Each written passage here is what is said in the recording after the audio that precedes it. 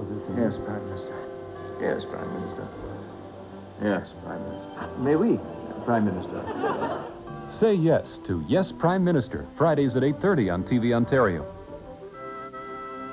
Charles, Sebastian, Julia, Aloysius. Brideshead Revisited, Fridays at 10 on TV Ontario. This Saturday evening, commencing sharp at 8, we bring you part 3 of our 4-week tribute to that remarkable Canadian filmmaker, Norman Jewison. We've chosen for this week's entry, I think, one of the most controversial films that man made. It's all about racial prejudice and hate and bigotry in the Old South. It's called In the Heat of the Night, and Rod Steiger's in it and Sidney Poitier. And you're going to meet those men because they are our guests on the show as well as Norman is. So it's going to be a night I don't think any of you will ever forget. Look forward to seeing you Saturday at 8. Next time on Full House, an American priest fleeing from Bolivian authorities is drawn into the conflict between landowners, homesteaders, and the church in modern-day Brazil. Do you believe it? What? The blood of the martyrs fertilizes the soil. The farmers organize to strike back at the ranchers, but they are discouraged by the local priest. Também não precisamos pegar em arma. Os famintos podem usar da violência para sobreviver. Foi o senhor que ensinou isso pra gente. Como um último recurso. Quer dizer, então, que cada um de nós aqui tem que esperar um de nós levar um tiro para depois poder comprar as novas armas? When the violence escalates, the priests are faced with a dilemma. If we're to be priests among them, shouldn't we be poor ourselves, accepting the same risks on the same terms? If we teach them that the land is theirs, shouldn't we be there when they take it? Land, a real-life drama about the struggles for property in Brazil on Part 1 of Full House.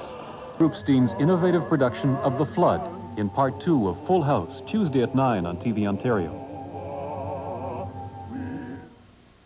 This is TV Ontario. Join us for our fall on-air public membership campaign, October 28th through November 11th.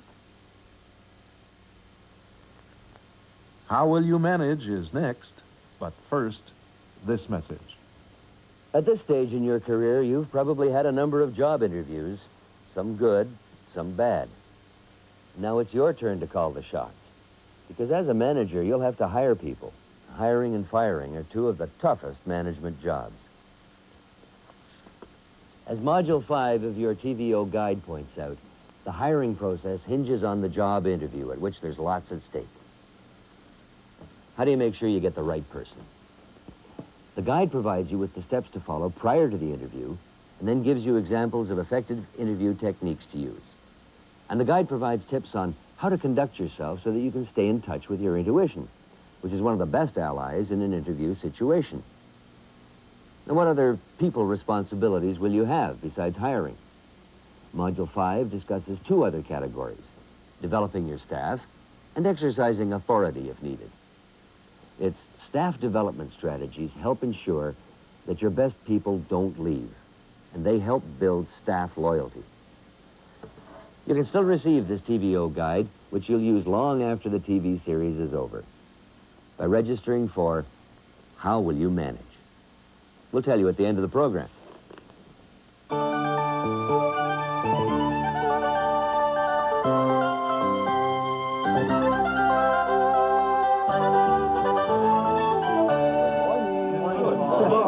Welcome to Day 5 of How Will You Manage. We've mixed up the groups again, give you a chance to work with other people. We're really confused. In Day 4, we looked at managing change from above. And as in every day, we have a key word. And what was the key word for Day 4? Clarity. Making sure that you know what changes your boss requires. Clarity in making sure your staff is aware of what's happening. And clarity in presenting information. Really good summary. And of course, we have our boards over here. We have Day 4 clarity. Let's go through them all and make sure we know what we're doing. In Day 1, we looked at assessment as part of the job of survival to assess the situation. In Day 2, we had the key words consult, organize, and prioritize. COP, kind of to put the survival in action. In Day 3, we had fix, find out the needs of your employee, involve them in the work, and exercise leadership. And of course, in Day 4, we had clarity, and that's what's needed for the manager who's caught in between from a change that's imposed from above. And today, we have people skills. We're going to look at interviewing, and hiring and promoting, conflict resolution, and even disciplining. We'll go as far as talking about firing. You know, just in the same way as managers can be effective or ineffective, your people can also be the same way. And a key skill as a manager is to maximize the moments when your people are effective and minimize those other moments. And our first activity for this morning is interviewing. I'm sure you recall how you felt in your first job interview or in a performance appraisal. A little scared, eh? Well, imagine how your people feel when they come in for one of those particular meetings, and in particular, perhaps, discipline, eh? Well, you've got all the power, you see, and it's critical that you be sensitive to that power when you're preparing and conducting an interview. So let's do a quick example here, and I need 2 volunteers this morning. Okay, Paul Fisher to act as the manager, and Bob as volunteer. Thank you for employee. Right? So Paul is going to be interviewing Bob for a new job. He's looking for a keener and a self-starter, and you're going to be looking for the key issues to help you decide whether Bob is the right person for the job. Okay? Keener. Yeah. I like this. All right. I don't like this. And here's a resume. You'll have a couple of minutes to study it. All right? Nice to meet you, John. Please make yourself comfortable. Thank you. Good. Okay. So, tell me a bit about your educational background. Well, I completed junior high school in Nepal. My father was in the diplomatic corps, and that was until grade 11, and then I came back to Canada and completed high school in Brantford, Ontario. Great. Okay. And then you did a degree at York in psychology. Yes. And then you got your MBA. And finally, you joined the Forest Hotel chain in 1985, right? Yes, I did. Great. Okay. So tell me, what did you do there?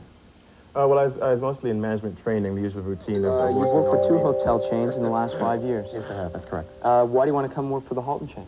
Well, there wasn't much room for advancement where I was, and from personal research, I found that your company has the highest expansion rate, and I feel that my expertise could be a great asset to your company.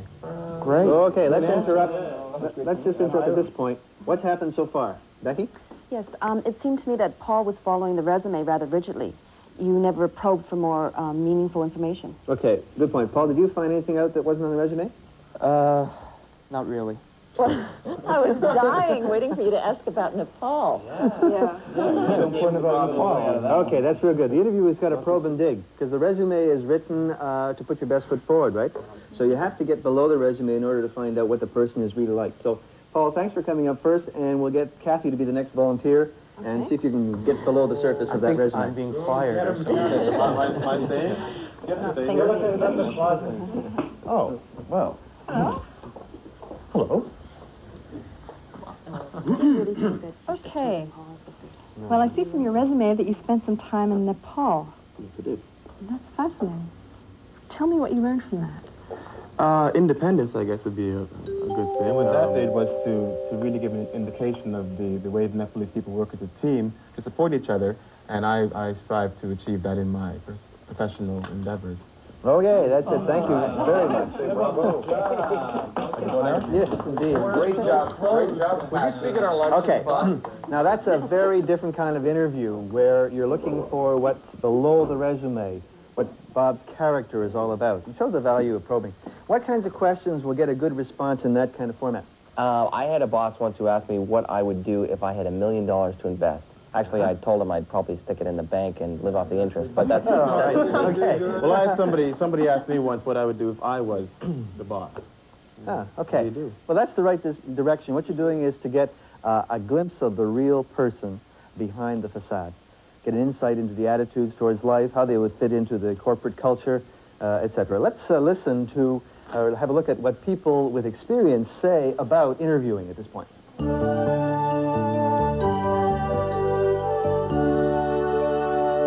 Get out from behind your desk. Put the applicant at ease. Don't go straight into the interview. It's a very nerve-wracking experience for both people. To find out who the person really is that you're interviewing, you have to probe into how they feel about things. You have to know what their cultural background is, meaning does it fit into your corporate culture, and will they be happy in the position they're in? You're not doing a service to the employee or the future employee or to your company